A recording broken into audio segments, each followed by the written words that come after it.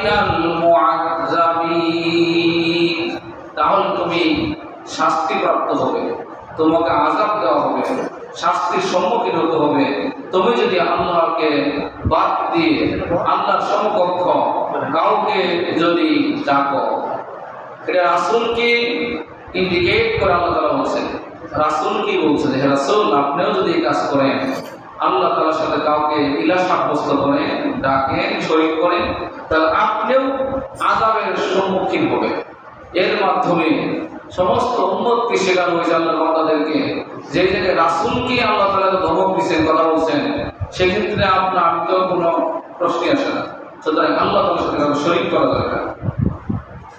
এর তাফসীরে মুফাসসিরিন তাফসীরুল বায়ানের মধ্যে উল্লেখ করছেন যে সুম্মা লাম্মা কাররারাল্লাহু তাআলা হাকিয়াতুল কোরআন, তিনি কোরআনের হাকিয়াত সত্যায়নটাকে তিনি যথাযথ তুলে ধরছেন।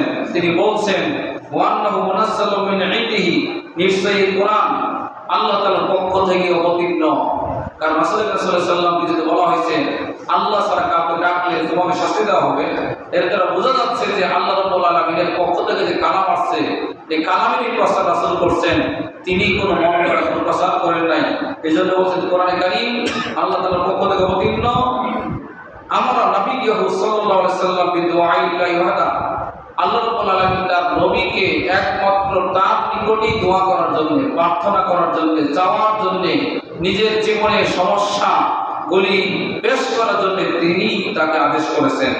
আল্লাহ তাআলা বলেছেন মিন দুনিল্লাহি মা লা ইয়ানফাউকা ওয়া লা ইয়াদুররুকা ফাইন ফাআলতা ফাইন্নাকা ইযা মিনাজ যালিমিন। আপনি আল্লাহ তাআলাকে বাদ দিয়ে কাউকে ডাকবেন না, এমন কাউকে ডাকবেন না, মা লা ইয়ানফাউকা, এমন কিছু ডাকবেন, প্রার্থনা করবেন, তার কাছে যাবেন যে আপনার কোনো ক্ষতি উপকার করতে পারে না, বলা এতটুকু কোনো ক্ষতিও তোমার করতে পারে না। তোমার উপকার করার, ক্ষতি করার কোনো ক্ষমতা যার হাতে নেই, সুতরাং ওই ব্যক্তির নিকট তুমি সাহায্য চাইতে পারো না। ফাইন ফাআলতা, আর তুমি যদি এই কাজ করো, আপনি যদি এই কাজ করেন, আল্লাহকে বাদ দিয়ে অন্যের নিকট চান, ফাইন্নাকা ইযা মিনাজ যালিমিন, তাহলে আপনি জালেমদের মধ্যে পড়ে যাবেন, আপনি জালেম হয়ে যাবেন। অর্থাৎ আপনি শিরক করার মাধ্যমে আল্লাহ তাআলার উপরে জুলুম করবেন, আল্লাহ তাআলার সত্তার মধ্যে শিরক সাব্যস্ত করার কারণে তার উপরে জুলুম করা হবে। কুল হাইয়্যু লা ইলাহা ইল্লা হুয়া, আর তিনি সে সত্তা যিনি ছাড়া কোনো সত্যিকার উপাস্য নাই। ফাদউহু মুখলিসিন লাহুদ্দিন, একনিষ্ঠভাবে, একনিষ্ঠ খালেস নির্ভেজাল ভাবে তোমরা তার নিকটেই যাবে, প্রার্থনা করবে, দোয়া করবে। আলহামদুলিল্লাহি রাব্বিল আলামিন, সমস্ত প্রশংসা জগৎ সমূহের প্রতিপালকের জন্য। আল্লাহ তাআলা বলেছেন, আর বলেছেন আলা লাহুল খালকু ওয়াল আমরু, জানিয়ে রাখো, সাবধান, সৃষ্টি যার আদেশ দেওয়ার ক্ষমতা তার।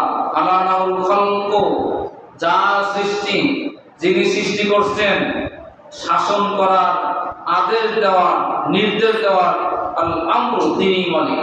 সুতরাং আমি সৃষ্টি করছি মানুষকে আমার ইবাদত করার জন্য, সে আমার ইবাদত বাদ দিয়ে সে মানুষের গোলামি করবে, দেবদেবীর পূজা করবে, অন্য মাখলুকের দাসত্ব করবে, এটা মেনে নেওয়া যায় না। বরং আমি যে কারণ তৈরি করছি সে আমার হুকুমের মধ্যে সে থাকবে। আল্লাহ তাআলা বলেছেন তাবারাকাল্লাহু রাব্বুল আলামিন, আল্লাহ রাব্বুল আলামিন বরকতময়, যিনি জগৎ সমূহের প্রতিপালক। রাব্বাকুম তাদাররুআন ওয়া খুফিয়াতান ইন্নাহু লা ইউহিব্বুল মু'তাদিন, যে তোমরা তোমাদের রবকে ডাকো তাদাররুআন, বিনয়ের সাথে, খুফিয়াতান, গোপনে, নিশ্চয়ই তিনি সীমালঙ্ঘনকারীদেরকে পছন্দ করেন না, ভালোবাসেন না। তা আল্লাহ তাআলাকে ডাকতে বলছে কিভাবে? গোপনে এবং বিনয়ের সাথে। আমরা যে দোয়া করবেন, দোয়ার মধ্যে যেন বিনয়ের ভাব চলে আসে, কাকুতি মিনতি আসে, দোয়ার মধ্যে যেন ভাব গাম্ভীর্য থাকে।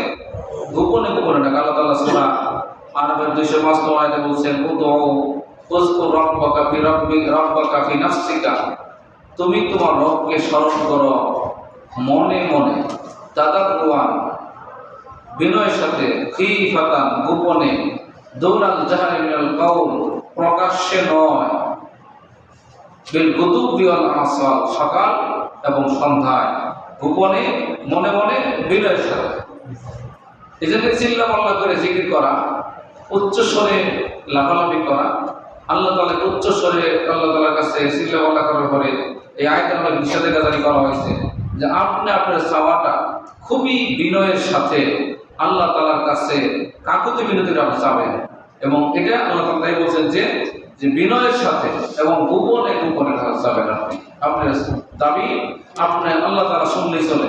14 জনকে শোনানো দরকার আছে, আল্লাহ তাআলা শুনলেই চলে। এবং এক্ষেত্রে সীমা লঙ্ঘন হচ্ছে এই বিনয়ী এবং গোপনীয়তার বাইরে তুমি যদি কাজ করো তাহলে সীমা লঙ্ঘন হয়ে যাবে। আল্লাহ তাআলা সীমা লঙ্ঘনকারীদেরকে পছন্দ করেন না। আল্লাহ তাআলা